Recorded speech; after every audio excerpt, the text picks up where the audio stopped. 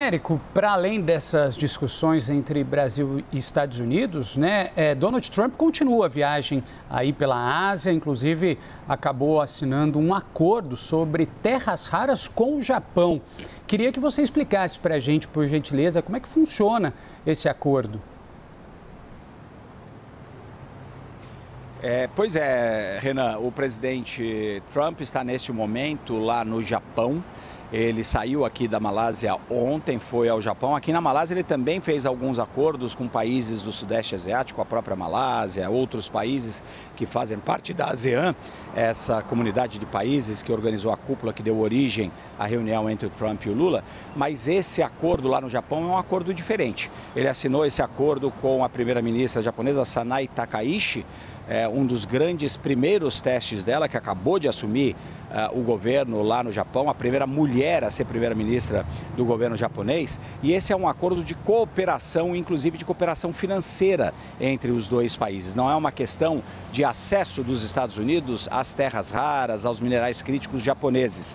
É uma questão de criar ferramentas conjuntas de política econômica e investimentos para coordenar e acelerar o desenvolvimento e o processamento de minerais críticos e terras raras.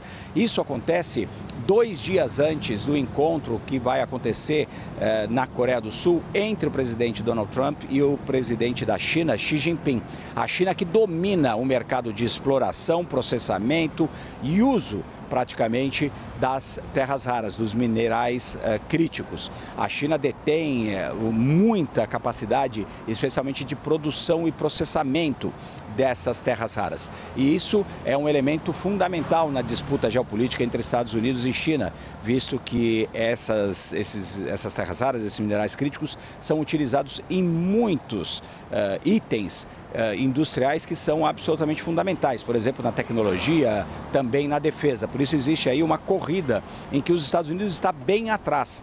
A China tem investido há 30 anos já nesse setor e agora os Estados Unidos querem recuperar o tempo perdido. O que isso significa para o Brasil, Renan?